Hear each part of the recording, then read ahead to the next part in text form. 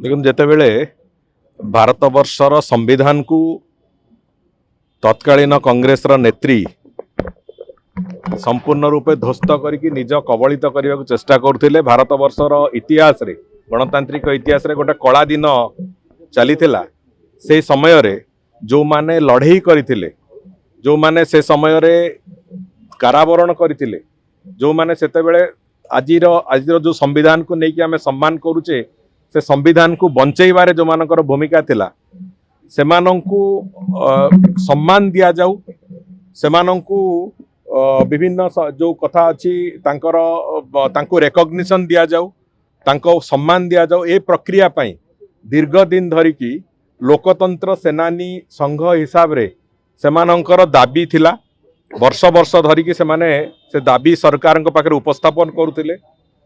गत 24 वर्षर सरकार भी से बाबद रे जदिओ से अनेक लोक से सरकार रे थिले जो माने इमरजेंसी समय रे कारावरण करथिले से आंदोलन में सामिल थिले थिबा सत्वे भी से कथा हेई पारि नथिला। आज मु तो धन्यवाद देवी माननीय मुख्यमंत्री श्री मोहन चरण माझी को जे से निष्पत्ति नेले घोषणा करथिले पूर्वरु एवं आज विधिबद्ध भाव सरकार तरफ घोषणा करागला एक कथा जे लोकतंत्र सेनानी जो माने अछंती जो अंचल रे जो माने कारावरण करथिले इमरजेंसी पीरियड रे सेमानंकु समस्तंकु एक ऑनरारियम दिया जिवो एवं ऑनरारियम जो तांको दिया जिवो से तांको सम्मान रे दिया जिवो एवं तांको गोटे स्वाधीनता संग्रामी जो बलिया भाव रे आज रेकग्निशन पाइचंती से भली भाव लोकतंत्र सेनानी को भी आम रेकग्निशन दियागला सरकारी स्तर रे जे सेमाने देश पाई जातिर जाति पाई देशर संविधान पाई तांकर लड़ई जो सेमाने लड़ीचंती ताकू सरकारी स्तर रे स्वीकृति दियागला एवं तांकू एक सम्मानजनक भाव रे जो तांकर जो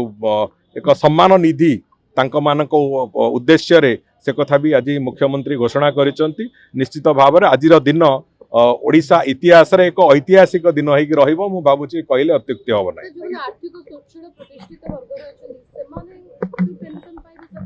देखंतु जो माने आर्थिक स्वच्छल अछंती से माने जो माने स्वतः निज पक्षरु चाहिबे से कथा को ग्रहण न करिबा पई तांकर आर्थिक स्वच्छलता दृष्टिकोणरू से कथा से माने निजे फेरेइबे किंतु जो सम्मान निधि जोटा सरकार निष्पत्ति होती तार गाइडलाइन तार क्राइटेरिया जहाँ अच्छी जो माने सेतेबेले से लड़ई रे सामिल थिले सेमानंकर समस्तंक पई एक कथा घोषणा होती जो माने आर्थिक स्वच्छलता जो मानकर अच्छी जो मानकर एभली कथार आवश्यकता नहीं से माने से कथा को निजे स्वतः फेरई पारिबे किंतु गोटे बड़ कथा होची जे सेतेबेले जो माने लड़ई करथिले जो माने निजर परिवार को पछरे पकेकी एक कथा को भविष्यत अंधकारमय भविष्यत भितर को निजको लंफ प्रदान करते देश को बंचेवाई से सेतेबेले से कथा देखी नथिले एवं तांको भितर अनेक अनेक आज तारीख रे अत्यंत दुस्थ अवस्था भी अछंती निजर ट्रीटमेंट पई भी तांको पाखरे पैसा नाही एक कथा देखिले आखिरे लुह आसीबो किंतु सरकार जहाँ आज करिसंती मु भाबुची निश्चित भाव रे तांकर जो हृत सम्मान से सम्मान निश्चित भाव रे फेरई दबा पई एवं तांकू समाज रे लोकतंत्र सेनानी भाव रे तांकू प्रतिष्ठित करैबा पई तांकर परिचय को आउ थरे सम्मानित करैबा पई सरकार जहाँ करिसंती निश्चित भाव रे सेतरे ता सहायक हबो।